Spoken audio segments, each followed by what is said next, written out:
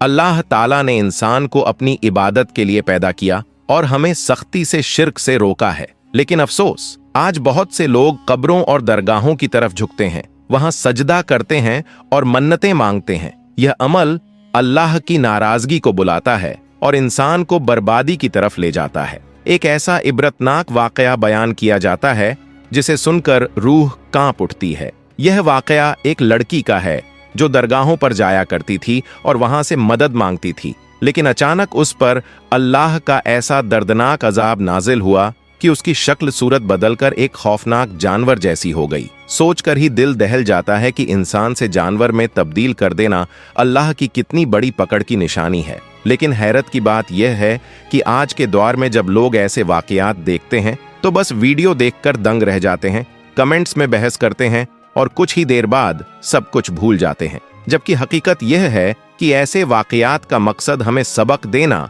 और हमारी आंखें खोलना होता है। अल्लाह चाहता है कि इंसान गुनाह छोड़कर तौबा करे और सिर्फ उसी की तरफ रुजू करे। असल सबक यही है कि दुआ और इबादत सिर्फ अल्लाह के लिए है। दरगाहों और कब्रों से मदद मांगना गुमराही और अल्लाह के गजब को बुलाने वाला काम है। अगर हम वाकई सबका हासिल करेंगे तो हमारी जिंदगी बदल जाएगी और हमारी आखिरत भी संवर जाएगी। और यही वजह है कि यह कहानी सिर्फ सुनने के लिए नहीं बल्कि इबरत हासिल करने के लिए है। तो आखिर तक जरूर सुनिए, क्योंकि इसके अंदर एक ऐसा राज छुपा है जो न सिर्फ आपकी सोच बदल देगा बल्कि आपके ईमान को भी हिलाकर रख देगा। इस लड़की का नाम राबिया था। अल्लाह ताला ने उसे हुस्न और चंचल मिजाज अता किया था। वह घर की लाडली और माँ बाप की पहली औलाद थी जो बहुत मन्नतों और दुआओं के बाद पैदा हुई थी। राबिया के बाद अल्लाह ने उसके माँ बाप को एक बेटा भी अता किया, लेकिन बेटी से मोहब्बत इतनी गहरी थी कि बेटे को वह दर्जा न मिल सका। यही वजह थी कि माँ बाप के हद से ज्यादा लाड़ प्यार ने राबिया के अखलाक और तरबियत को बिगाड़ दिया।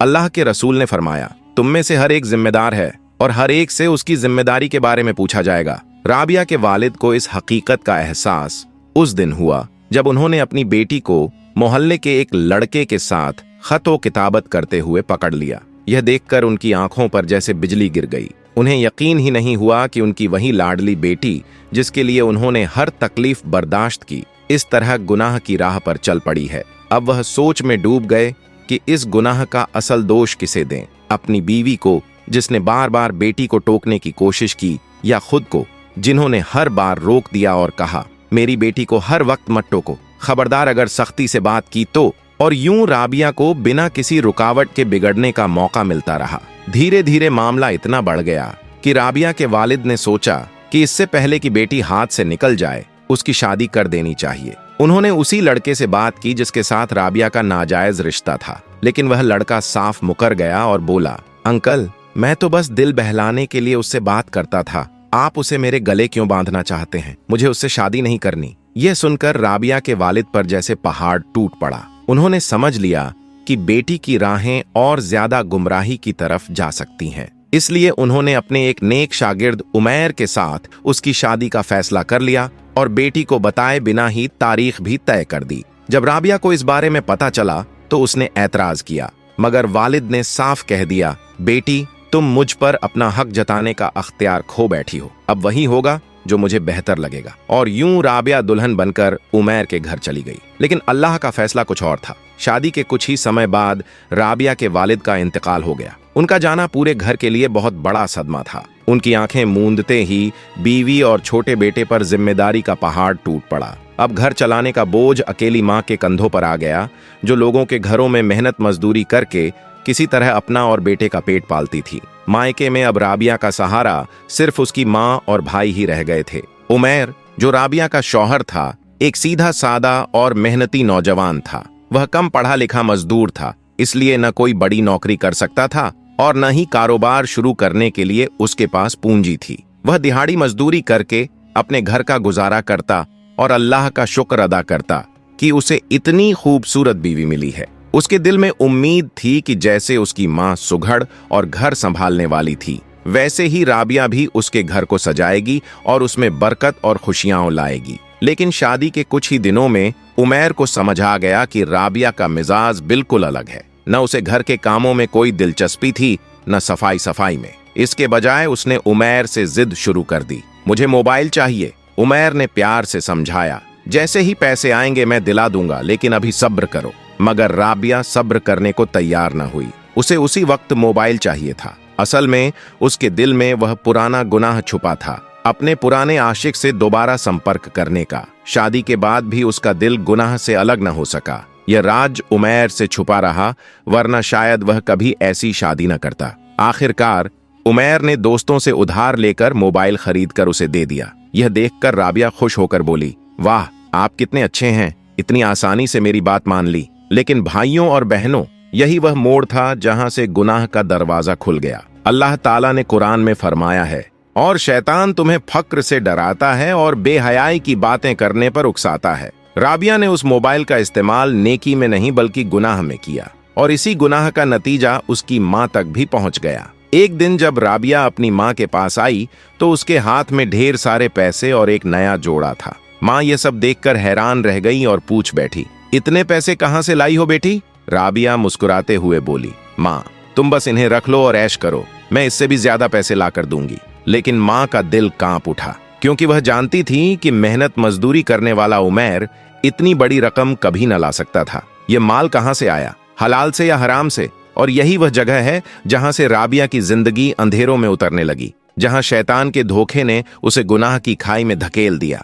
राबिया ने मां से कहा, बस तुम्हें एक छोटा सा काम करना होगा। मां हैरानी से बोली, कैसा काम बेटी? राबिया की मां ने सारी जिंदगी तंगहाली और गरीबी में गुजारी थी। शौहर की कमाई कभी इतनी न रही कि वह खुलकर खर्च कर पाती। अक्सर उसके दिल में हसरत उठती कि काश कभी चैन और आराम की जिंदगी भी नसीब हो। अब जब इस उम्र में बेटी के हाथ से इतने पैसे मिले तो उसकी खुशी का ठिकाना न रहा। वह सोचने लगी, इतने पैसे तो मैं महीने भर लोगों के घरों में मेहनत करके भी नहीं कमा पाती, जितना मेरी बेटी ने एक ही दिन में दे दिया। इसी दौरान राबिया बोली, माँ, तुम्हें बस इतना करना है कि जब भी मेरा शौहर उमैर यहाँ आकर मेरे बारे में पूछे तो तुम कहना कि मैं दरगाह पर सलाम दुआ करके तुम्हारे पास रात रुकने आई हुई हूँ। अगर वह मिलने की कोशिश करे तो भी यही कहना कि मैं दरगाह गई हूँ। बस तुमने यह बात उसे नहीं बतानी कि मैं यहाँ मौजूद नहीं हूँ। माँ घबरा कर बोली, मगर बेटी, मैं ऐसा क्यों करूँ? और मुझे यह भी बता कि अगर तू यहाँ नहीं होगी तो आखिर जाएगी कहाँ? तेरा ठिकाना क्या होगा? यह सुनकर राबिया रहस्यमय अंदाज में मुस्कुराई और बोली, माँ, क्या तुम नहीं चाहती कि घर की हालत बदल जाए, भाई पढ़ लिख कर किसी काबिल इंसान बन जाए और तुम्हें भी लोगों के घरों में मजदूरी करने से छुटकारा मिल जाए? माँ के दिल में नफ्स और दुनियावी हसरत की ख्वाहिशें जाग उठीं। शैतान ने उस पल उसके कान में फुसफुसाया कि देख बेटी, तेरे लिए माल लाती है, तेरे आराम का इंतजाम करती है, बस एक छोटी सी बात छुपाने से क्या होगा? माँ ने एक गहरी आह भरी और बोली, हाँ बेटी, मैं चाहती हूँ कि अब मुझे सुकून मिले, चैन से जिंदगी गुजरे, मगर जब तक जान बाकी है तब तक तो ये बखेड़े झेलने ही पड़ेंगे। तब राबिया ने अपनी माँ का हाथ थामकर कहा, माँ, अब से यह सारी जिम्मेदारियां मेरे सर पर हैं। तुम्हें बस इतना करना है कि हर हफ्ते मेरा साथ देना है, बाकी सब मैं संभाल लूंगी। और हाँ, मैं तुम्हें अपने शौहर से खुद ही बात करवा दिया करूंगी, बस तुम वही कहना जो मैं तुम्हें सिखाऊं। उमैर का यह मामूल था कि वह हर जुमेरात करीबी दरगाह पर जाता और अपनी बीवी को भी साथ ले जाने की कोशिश करता। अगर उस दिन राबिया अपनी माँ के घर होती तो वह अकेला ही चला जाता। एक दिन जब राबिया उसके साथ दरगाह पहुंची तो वहां बैठे एक बुजुर्ग बाबा उसे देखकर चौंक उठे। उन्होंने उमैर से कहा, बेटा, एक गिलास पानी ला दो, बहुत प्यास लगी है। उमैर पानी लेने गया तो बाबा ने इस मौके को गंवाए बिना राबिया से कहा, बेटी, इंसान को दुनिया की चमक दमक में इतना खो नहीं जाना चाहिए कि वह अपनी आखिरत को भूल बैठे। जो कुछ इंसान के दिल में छुपा होता है उसकी हकीकत एक दिन सबके सामने आकर रहती है और उस वक्त इंसान के पास पछतावे के सिवा कुछ नहीं बचता। राबिया उनकी बात सुनकर सकपका गई। उसने पूछा, क्या कहा आपने बाबा? मुझे तो कुछ समझ नहीं आया। अब राबिया का यही मामूल बन गया था कि जब भी उसका कहीं घूमने का प्लान होता या किसी गैर महरम मर्द दोस्त से मिलने का इरादा होता तो वह रात रात भर घर से बाहर रहती। ऐसे मौकों पर वह अपनी माँ का सहारा लेती। वह उमैर से कहती, मेरी माँ की तबीयत बहुत खराब है, वह चाहती हैं कि मैं उनके पास 2 दिन रुक जाऊं, आपको ऐतराज तो नहीं होगा? उमैर, जो सीधा सादा और नेक दिल इंसान था, उसने नरमी से कहा, देखो राबिया, घर में अम्मी अकेली हैं, पहले ही बीमार रहती हैं, घर का कामकाज नहीं कर पाती, ऐसे में मुझे खाने पीने और बाकी जरूरतों में बहुत परेशानी होती है। अगर तुम इसी तरह रोज रोज माँ के घर जाओगी तो मेरे घर का क्या होगा? यह सुनकर राबिया तिलमिला गई और झल्ला कर बोली, अच्छा तो आपने मुझे कैद किया हुआ है, अपनी और अपनी माँ की नौकरानी बनाकर लाए हैं। फिर वह रोते हुए बोली, मेरी तो जिंदगी खत्म हो गई। मेरी वो माँ जिसने मुझे पैदा किया है उसका मुझ पर से हक खत्म हो गया। क्या मैं अपनी माँ को भी न देख सकूं? राबिया की बात सुनकर उमैर परेशान और बौखला गया। उसने फौरन कहा, अरे नहीं राबिया, मेरा ऐसा मतलब बिल्कुल नहीं था। अच्छा ठीक है, तुम चली जाओ, अम्मी से मैं कह दूंगा कि वह किसी बंदे को काम पर रख लेंगी। राबिया 2 दिन कहकर पूरे 1 हफ्ते तक घर से बाहर रही। इधर घर में उमैर की बूढ़ी माँ बहुत उदास और परेशान रहने लगी। एक दिन उन्होंने भारी दिल से कहा, बेटा आज मैं कपड़े धोकर छत पर फैलाने गई थी। जब वापस आई तो मेरा पांव फिसल गया और मैं मुंह के बल जमीन पर गिर गई। अब मुझ में चलने फिरने की हिम्मत नहीं है। मैंने खाना भी नहीं बनाया बेटा, मुझसे अब कुछ नहीं हो रहा। उमैर फौरन बोला, अम्मा आप रुको, मैं आपको डॉक्टर के पास लेकर चलता हूँ। वह अपनी माँ को डॉक्टर के पास ले गया, मरहम पट्टी करवाई और वापस घर छोड़कर सीधे राबिया की माँ के पास पहुंच गया। उसने आदर से कहा, खाला जान आप राबिया को मेरे साथ भेज दें। राबिया की माँ चौंक गई। क्या मतलब बेटा? उमैर ने मासूमियत से कहा, अरे आपके पास ही तो राबिया आई हुई है, पिछले 1 हफ्ते से यहीं रुक रही है, आप उसे कहें कि मेरे साथ चले। ये सुनते ही राबिया की माँ को बेटी की कही हुई बातें याद आ गईं। उनका दिल धड़क उठा। उन्होंने घबरा कर कहा, हाँ बेटा, उसकी तबीयत ठीक नहीं थी, अभी डॉक्टर के पास गई हुई है, जैसे ही वापस आएगी मैं तुम्हारा पैगाम दे दूंगी। उमैर ने कहा, ठीक है खाला जान, मैं यहीं इंतजार कर लेता हूँ। काफी देर गुजर गई। उमैर वहीं बैठा रहा और राबिया की माँ अंदर ही अंदर घबराती रही। मजबूरी में उन्होंने राबिया को कॉल किया, अरे बेटी तुम 1 हफ्ते से घर से बाहर हो, तुम्हारा शौहर मेरे पास आ गया है और अब यहीं बैठा तुम्हारा इंतजार कर रहा है। राबिया ने झुंझला कर कहा, हाँ माँ, लेकिन यह बात तुम्हें कैसे पता चली? कहीं वो तुम्हारे पास तो नहीं आ गया? तुमने सच तो नहीं बता दिया? माँ ने कांपती आवाज में कहा, अरे नहीं बेटी, मैंने उसे कुछ नहीं बताया। मैंने कह दिया कि तुम डॉक्टर के पास हो, लेकिन जल्दी से आ जाओ वरना मामला बिगड़ जाएगा। असल में राबिया उस वक्त दूसरे शहर में थी, अपने नए दोस्त के साथ ऐश कर रही थी। वह शॉपिंग करवा रहा था और उसे ढेर सारे पैसे भी दे चुका था। राबिया सोचने लगी, अब यह सब मैं माँ के पास उमैर के सामने कैसे लेकर जाऊं? मगर हालात ऐसे थे कि उसे लौटना ही पड़ा। शाम को जब राबिया थकी हारी हाथ में बैग्स लिए घर पहुंची तो उमैर का सब्र टूट चुका था। वह गुस्से से भड़क उठा और बोला, कब से मैं तुम्हारा इंतजार कर रहा हूँ? बताओ तुम कौन से डॉक्टर के पास गई थी जहां से लौटने में तुम्हें इतनी देर लग गई? और यह सब शॉपिंग कहां से आई? ये सब क्या है राबिया? राबिया रोने लगी और उमैर से कहने लगी, आप मुझ पर शक कर रहे हैं। एक तो मैं इतनी बीमार हूँ, मुझे संभालने और मेरा ख्याल रखने के बजाय आप मुझ पर गुस्सा कर रहे हैं। डॉक्टर के पास बहुत भीड़ थी, वहां बहुत सी औरतें थीं। मेरा नंबर आते आते देर हो गई। फिर मैंने दरगाह पर जाकर सलाम दुआ की, लेकिन आप हैं कि मेरी बात समझने के बजाय मुझ पर गुस्सा कर रहे हैं। यह सुनकर उमैर का दिल पिघल गया। वह शर्मिंदा होकर बोला, नहीं राबिया, मैं तुम पर शक नहीं कर रहा। कुछ देर बाद राबिया अपनी माँ के पास पहुंची और बोली, माँ ये आपकी चीजें हैं जो आपने मंगवाई थीं। जब उसकी माँ ने थैले खोले तो उनकी आंखें चमक उठीं। उसमें खाने पीने की ढेर सारी चीजें थीं, गोश्त, फल, मिठाइयाँ और पहनने के लिए नए कपड़े। राबिया ने चुपके से कुछ नोट भी माँ की हथेली पर रख दिए और घर लौटते हुए कह गई, माँ मैं कुछ दिनों बाद फिर बाहर जाऊंगी। उस वक्त आपने मेरे शौहर से कहना है कि मैं किसी रिश्तेदार के घर गई हूँ और वहां से गौस पाक की दरगाह पर चली गई हूँ। मुझे वहां कुछ दिन लग सकते हैं। यह सुनकर माँ घबरा कर पूछने लगी, अरे बेटी बता तो सही, तू कर क्या रही है? ये सब पैसे कहाँ से लाती है? राबिया ने अपनी माँ के सामने वह कड़वी सच्चाई बयां कर दी। माँ मैं गरीबी से तंग आ गई हूँ, इसलिए मैं लड़कों से पैसे लेती हूँ और बदले में उन्हें खुशी देती हूँ। यह सुनकर माँ कांप उठी और गुस्से में बोली, अस्तगफिरुल्लाह बेटी, ये गुनाह है, ये हराम है, अल्लाह का अजाब बहुत सख्त है, तू तौबा कर वरना तेरी बर्बादी तय है। लेकिन राबिया ने रोते हुए कहा, माँ मैं क्या करूं? क्या सिसक सिसक कर जिंदगी गुजारूं? मेरे शौहर की कमाई इतनी तो है नहीं और आपको इतने पैसे कहां से दूं? मैं थक चुकी हूं तंगी से। माँ खामोश हो गईं। नफ्स और शैतान ने उनके दिल में भी फुसफुसाहट कर दी। फिर धीरे से बोली, अच्छा बेटी मुझे थोड़े और पैसे दे दो, तुम्हारे भाई की स्कूल फीस भरनी है और उसके लिए कुछ शॉपिंग भी करनी है। राबिया ने और पैसे उनके हाथ पर रख दिए।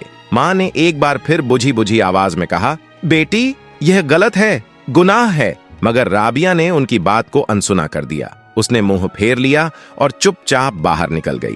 फिर ऐसे दिखाते हुए अपने शौहर के पास लौट आई जैसे कुछ हुआ ही न हो। घर में जब राबिया खाने पीने का सामान और फल लेकर आई तो बोली, यह सब अम्मा ने भेजा है। उमैर की माँ देखकर खुश हो गईं और दुआ देने लगीं, अल्लाह तुम्हारी माँ को लंबी उम्र दे। फिर भी उन्होंने समझाते हुए कहा, बेटा अपनी माँ से यह सब लेना ठीक नहीं है। वह भी तो बेचारी दूसरों के घरों में मेहनत करती है। तुम्हें चाहिए कि उनकी मदद करो, उनसे यह सब लेकर उनका बोझ मत बढ़ाओ। लेकिन राबिया ने सास की बात एक कान से सुनकर दूसरे से निकाल दी। उमैर की माँ उसके तौर तरीके देखकर हैरान हो गईं और अचानक पूछ बैठीं, अरे बेटा तुम्हारे पास ये सारा जेवर कहाँ से आया? हमने तो तुम्हें सिर्फ सोने की अंगूठी और झुमके ही पहनाए थे। फिर शक से बोली, तुम्हारी माँ के घर से तो तुम्हें सोने का कुछ भी नहीं मिला था, फिर ये सोने का कड़ा और अंगूठियां कहाँ से आईं? राबिया घबरा गई और झट से बोली, अरे ये सब नकली हैं, असली सोने के नहीं हैं। लेकिन उमैर की माँ अनुभवी नजर वाली थीं। उन्होंने तजुर्बे से भांप लिया कि ये गहने नकली नहीं बल्कि असली हैं। उन्होंने मन ही मन सोचा, हो न हो दाल में कुछ काला जरूर है।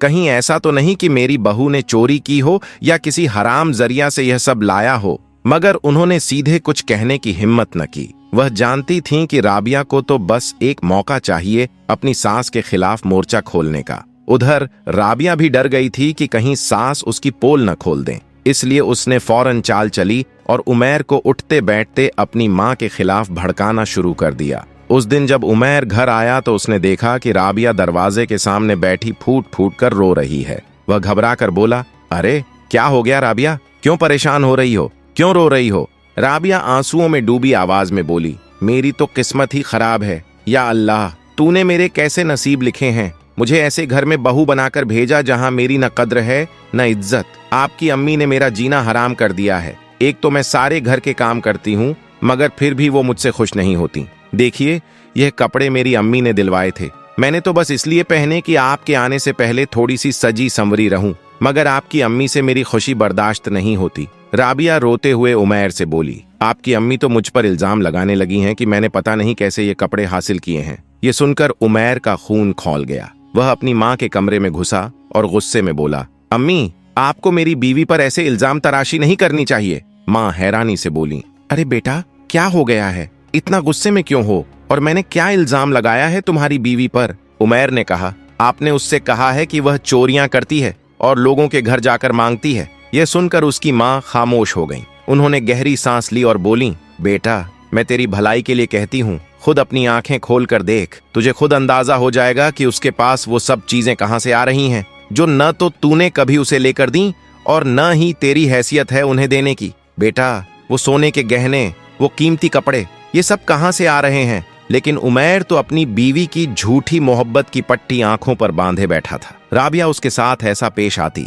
जैसे उमैर ही उसका सब कुछ हो और उमैर उसकी असलियत जाने बिना उस पर प्यार लुटाता जा रहा था। माँ बार बार समझाती, बेटा मुझे तुम्हारी बीवी के तौर तरीके ठीक नहीं लगते। उसका हर हफ्ते दरगाह जाना, बार बार मायके जाना, हर वक्त मोबाइल पर लगे रहना, बेटा ये सब नेक और पाकदामन लड़कियों के आचार नहीं होते। अल्लाह से डर और सोच कि ये रास्ता कहाँ ले जा रहा है। एक दिन जब राबिया 2 दिन के लिए अपनी माँ के घर गई तो उमैर की माँ ने कहा, चलो बहू के घर चलते हैं, उसे बुला लाते हैं, कितना वक्त हो गया है, उसकी माँ से भी मुलाकात नहीं हुई। वो दोनों राबिया के मायके पहुंचे और वहीं वह हुआ जिसका उमैर की माँ को पहले ही शक था। राबिया वहां मौजूद ही नहीं थी, बल्कि इस बार उसने अपनी माँ को कोई खबर भी नहीं दी थी। जब उमैर और उसकी माँ वहां पहुंचे तो राबिया की माँ हैरान रह गईं और बोलीं, अरे आप लोग अकेले आए हैं, राबिया आपके साथ नहीं आई? उमैर की माँ की बात पर राबिया की माँ हकलाते हुए बोलीं,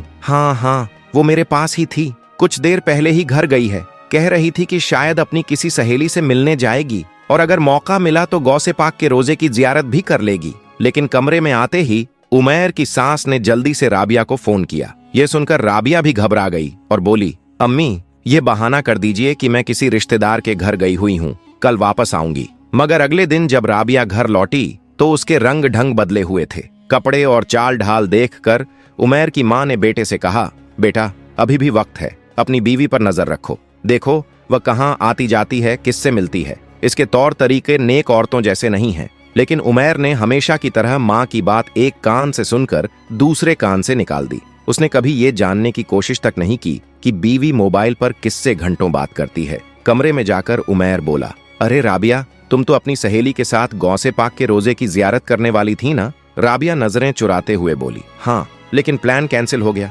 सहेली की तबीयत खराब हो गई थी, इसलिए उसके पास रात भर रही, ठीक से सोई भी नहीं। आधी रात का वक्त था। अचानक राबिया के मोबाइल पर कॉल आने लगी। वह फौरन मोबाइल उठाकर कमरे से बाहर चली गई। उमैर की भी आंख खुल गई। उसने सोचा, अगर यह माँ की कॉल थी तो मेरे सामने क्यों नहीं उठाया? आखिर ऐसी कौन सी बात है जो मुझसे छुपानी पड़ी? वह चुपचाप उसके पीछे बाहर निकल आया और फिर जो कुछ उसने सुना, उसके पैरों तले से जमीन खिसक गई। उसकी बीवी अपने पुराने आशिक से मीठे लफ्जों में बातें कर रही थी। मिलने की बेताबी, मोहब्बत का इजहार और ऐसे दिलकश अंदाज में बातें कि जैसा उमैर ने कभी खुद से नहीं सुना था। उमैर का दिल टूट गया। वह कांपते हुए कमरे में लौटा, आंसुओं में डूबा हुआ बड़बड़ाने लगा, या अल्लाह, यह मेरे साथ क्या हो गया? मेरी बीवी मुझे धोखा देती रही और मैं बेखबर रहा। मेरी माँ मुझे हमेशा समझाती रही कि यह औरत नेक नहीं है, मगर मैंने कभी उनकी बात नहीं मानी। अब मैं इसे अपने घर में कैसे रख सकता हूँ? अब नहीं, अब मैं इसे निकाल दूंगा। मगर अगले ही दिन राबिया ने एक नया तूफान खड़ा कर दिया। वह बोली, उमैर, मैं तुम्हारे बच्चे की माँ बनने वाली हूँ। यह सुनकर उमैर की रूह कांप गई। उसके दिल में सवाल उठा, मुझे कैसे यकीन हो कि यह बच्चा मेरा है, न कि उसके किसी आशिक का? उसने सख्त लहजे में पूछा, राबिया, सच्चा सच्चा बता, यह बच्चा किसका है? राबिया रो पड़ी। उसके ख्याल में भी नहीं था कि उसका शौहर उसके गुनाह तक पहुंच जाएगा। वह घबराकर कहने लगी, मुझ पर इल्जाम मत लगाओ। मुझे तो अरसा हुआ, मैंने किसी गैर मर्द को छुआ तक नहीं। हाँ, मेरी उससे बस फोन पर बात होती थी, लेकिन मैं कभी नहीं मिली। इस बच्चे का बाप सिर्फ तुम हो और कोई नहीं। इतना कहकर उसने झूठ का सहारा लिया, कुरान पाक उठा लिया और कस्में खाने लगी। अगर मैंने किसी गैर मर्द से मुलाकात की है या यह बच्चा तुम्हारा नहीं है तो तुम मुझे तलाक दे देना। राबिया जानती थी कि उसका आशिक कभी उसे अपनाने को तैयार नहीं होगा और जब तक यह बच्चा दुनिया में नहीं आ जाता वह अपने शौहर के घर रहना चाहती थी, ताकि बच्चे की जिम्मेदारी उमैर पर डालकर फिर किसी और मर्द से शादी कर सके।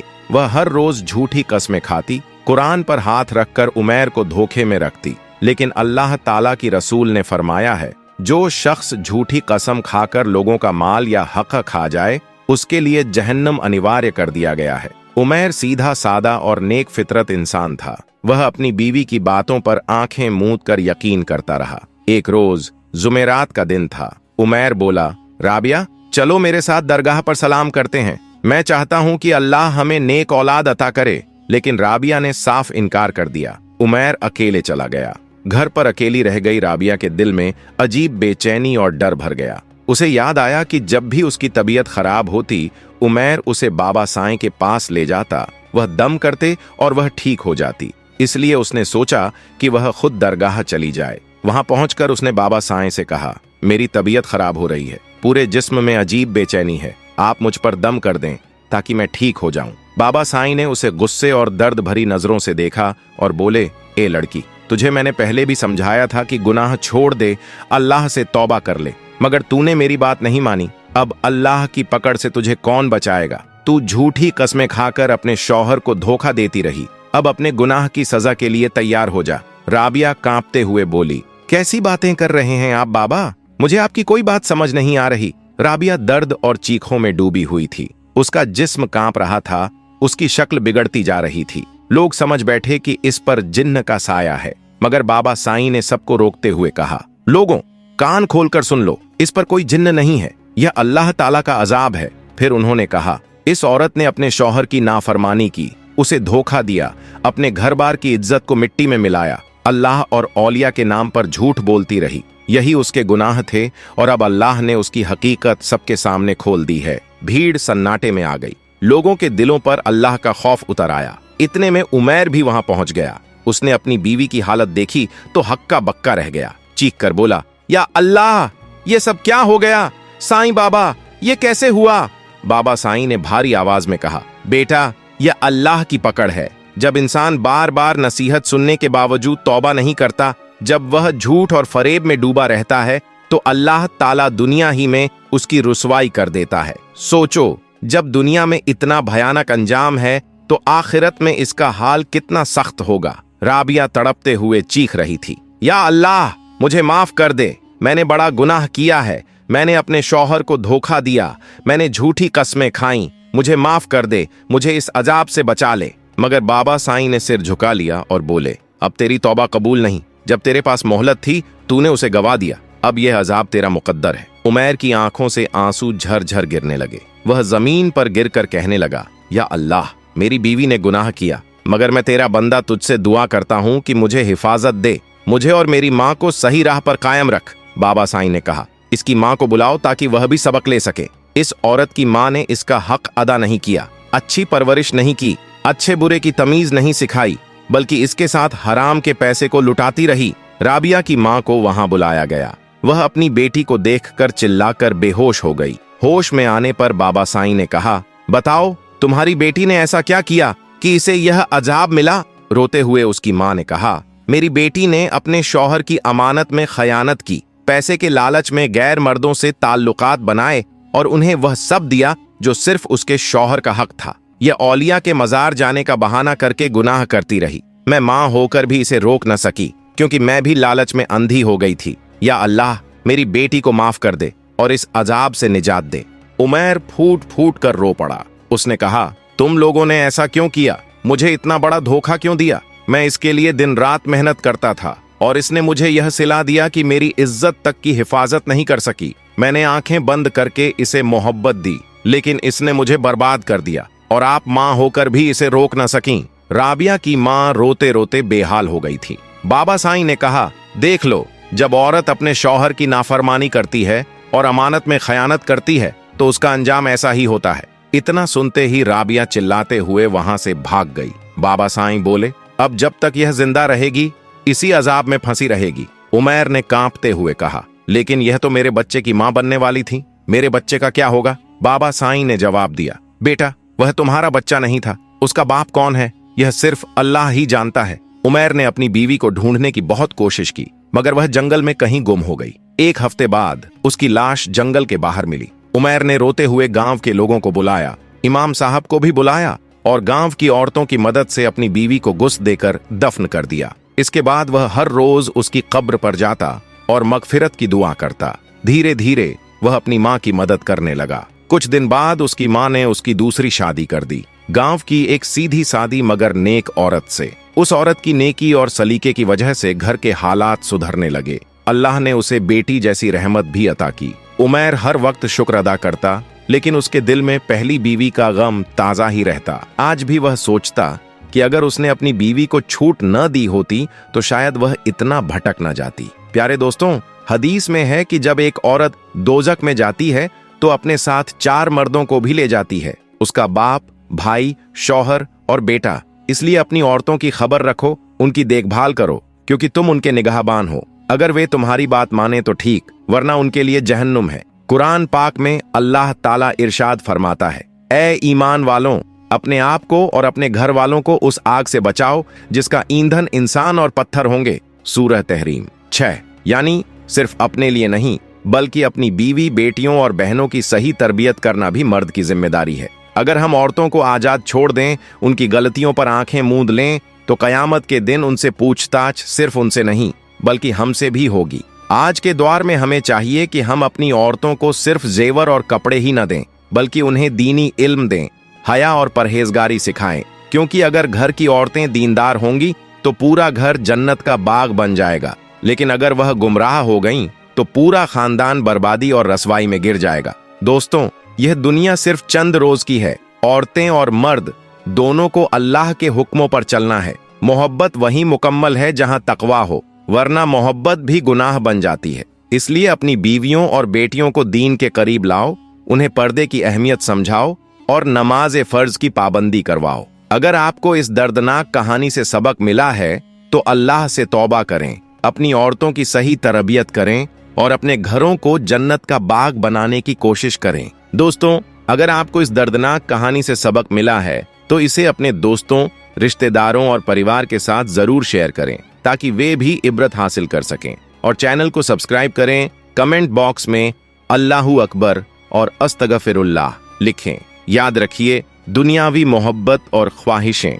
एक दिन खत्म हो जाएंगी, लेकिन आखिरत की जिंदगी हमेशा रहने वाली है। अगर आज हम तौबा कर लें, अपने गुनाहों से बाज आ जाएं और अपने घर वालों को भी नेक राह दिखाएं, तो हो सकता है कि अल्लाह ताला हमारी पिछली गलतियों को माफ कर दे और हमें जन्नतुल फिरदौस अता कर दे। प्यारे भाइयों और बहनों, अपने घरों को दीन का माहौल बनाइए। अपनी औलाद को सिर्फ दुनियावी तालीम नहीं बल्कि दीनी तालीम भी दीजिए। बीवियों और बेटियों को पर्दे की अहमियत समझाइए। नमाज और कुरान की पाबंदी कीजिए, क्योंकि जो घर दीन से खाली होता है वहां शैतान अपनी जगह बना लेता है। आओ सब मिलकर अल्लाह से दुआ करें, या अल्लाह तू हमें और हमारी औलाद को गुनाहों से बचा, हमारे घरों में बरकत और मोहब्बत डाल और हमें उस रास्ते पर चला जिस पर तेरी रहमत बरसती है। आमीन। या अल्लाह तू हमें दिलों की सफाई, रोजी में हलाल और सीरत में नेकी अता फरमा।